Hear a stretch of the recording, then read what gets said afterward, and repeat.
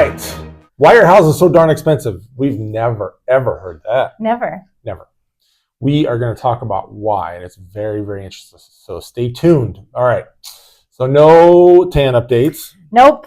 No We're snow getting updates. cold out there, though. Getting a little chilly. Beard update, how's that? Keeping you warm, I bet. My wife said it's still not covered enough, so cover it more. Keep it going. Maybe I just grow the whole thing. There you go. All right, Bex, give us a weekly update. What are we looking at? Okay, well, I haven't even looked today. Sun American Mortgage. Oh, yeah, sorry. Rate update. You're good. So we are looking at, on the conventional side, we're at 6,125. So right there. What were we last week? Right around there. Yeah, we were just above that 6,375. So okay. It's come down just a little bit, which is really great. We're starting to see those reports come in now that the government's back open. So that's really helpful in getting us all the data to get bond market to adjust where we want it to. So we're hoping to see that continue to drop a little bit. We'll see if we can get under that 6% before the end of the year. I'm not sure, but we'll see. Advertised rate, though, is under that 6%. You're seeing 5.625 with some type of a buy down on the conventional side. And then on FHA, we're actually starting really good this week, 5.375 this morning, true rate. And then advertised rate with some type of a buy down is 5.125. So really good rates right there. Yeah, very good. So we did hear rumors, maybe another drop in December. Yes. But so there are some rumors. What I saw this morning, there are some reports coming out about mid-December, and then the Fed, of course, is going to meet and evaluate. It's very mixed right now. One week we hear that the Fed is looking to cut, and then the next we hear that they are absolutely not cutting. So it's very unknown. And then also remember that the Fed is not directly tied to mortgage. So even if they do drop, just like we saw in September when they dropped, mortgage rates went up. So keep that in mind as you're making decisions. It's really hard to time the rate. It's better to just get yourself into the market and let it ride. And then once you're in that home, you can always refinance, reduce that rate without the stress of buying and trying to time the market. Yeah, timing the market is almost impossible. If you have the means right now, just go ahead and do it. Yeah. And then watch the rate. Stay in touch with Bex or whoever your loan officer is, and then refinance. Yeah. And it's great, too, because we can show you, okay, this is the cost that you went into this loan with. So in order to recoup those costs, this is where it's going to make sense to refinance. We can look at the rate. We can look at the cost. We can do all of that math for you. So we're not going to put you into a position where we just take. We want to make sure that it's beneficial for you. And where the inventory levels are all over the country, it's still good to get concessions. You can do a temporary buy down. Yeah. Then we don't have to worry about it for a year or two. That's a great way to do it. Get a nice little break there for the first year or two. So slowly build up. Okay, houses are not expensive. Or is that a lie? I mean, it depends on how you look at it. We had a very, very interesting class last week for continuing education, but our CEO, Neil Walters, came in and really showed us a lot of interesting things about the market. And I'm going to put this on the page. We're going to go back and forth to it. But this is looking at home price appreciation, the amount that the houses went up. We're going to go up in value for the last 5 years. So quarter one of 2020 to quarter two of 2025. So basically all those quarters in 5 years. A healthy market appreciation, a good healthy market is between 3 and 5%. Year over year. Year over year. So that's really healthy. Okay. Now, if it's below that, that means it's unhealthy. If it's over that, that's also where it's unhealthy. So we're going to go into some figures, and I'm going to put this on here as well so you can look at it. So Utah, what was it for the 5 years? So over the 5 years, home appreciations increased by 62.5%. So if you think about it, if you just did the average, that's 12.5% per year. Year over year. That is not healthy. It's crazy. Now, it's interesting if you think about it, that appreciation really happened in an amount of 2 years. It was almost like 25% in 2 years, and then others, but during COVID, during the pandemic.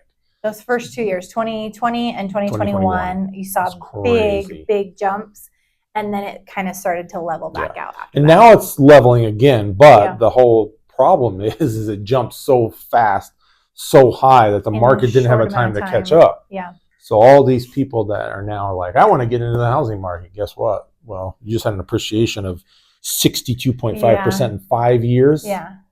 That's why your houses are so expensive. But it's positive because once you do get into a home, That's true. then that is a huge benefit. As a homeowner, your value is increasing, which is a benefit of living in Utah. Mm-hmm. Utah in general, year over year, historical averages always appreciate. Yeah, usually they're over time. higher than the national. Yeah. So it's a good market to be in Utah. So if you are a homeowner, you're like, woohoo, you got all this appreciation, you know, a lot of equity in your home. If you're not, and you're looking to get in the housing market, it's difficult. So it's interesting, at the class we talked about, there is a divide between those who are already in the housing market, who own their homes, and those who are trying to get in. It's not healthy right now. It could balance out, but it takes time. It is going to take some time. So that's the trade-off that you're looking at, is if you're looking to get into the market, but you're waiting for those rates to come down, or you're waiting for prices to come down, you could be waiting 5 to 10 years, if not longer. Probably, yeah. Which, again, about timing the market, it's better to have time in the market. So if you can make a way to readjust and evaluate your budget and get yourself into the market now, you'll then get the advantage of that home appreciation year over year. Even if it's not your forever home, getting into the market, building up that equity to then utilize that equity for your next purchase is a great strategy. And if you're waiting for this super big crash, we're not seeing the indications for that. I mean, it's now it's in a healthy state, right, between that 3 and 5%. But are you waiting for it to drop 63%? It's not going to happen. Yeah. Sorry, we're just trying to show you the facts. But to drop 63%, there's no indication of that. Nothing that shows that's going to happen on the horizon. And if thinking about the numbers, if home prices drop, then that means most likely rates will go up, because it's like a pendulum. Yeah. And they always balance each other out, because what happens is when the prices drop, it's going to flood the market with a lot of people looking to purchase, which is going to drive rates up. Versus right now, you've got the advantage of a lot of people are on the fence, and it's winter also. A lot of people are even more so on the fence. You've got a lot of negotiating power right now to get those seller credits that Cliff's talking about, and see if you can get yourself into a home. Yeah.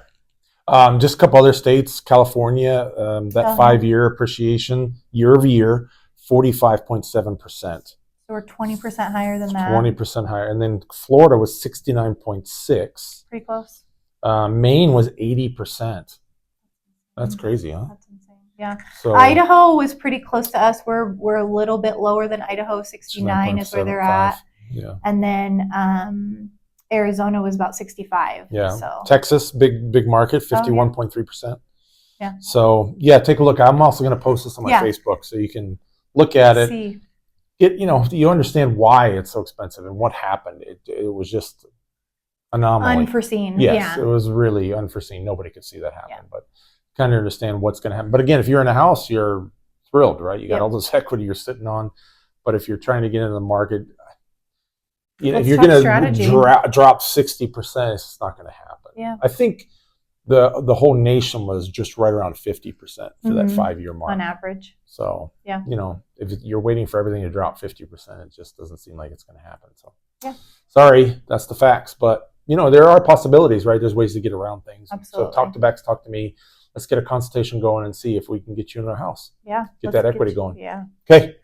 All right. What do we want to talk about next week? Next week, what are we doing? We're going to look at neighborhoods more in Utah. Maybe in some cities, we're going to do a little research and see what the house prices are doing there. It's going to be an interesting discussion. So tune in. Okay. Have a great week, everybody. Bye. Bye.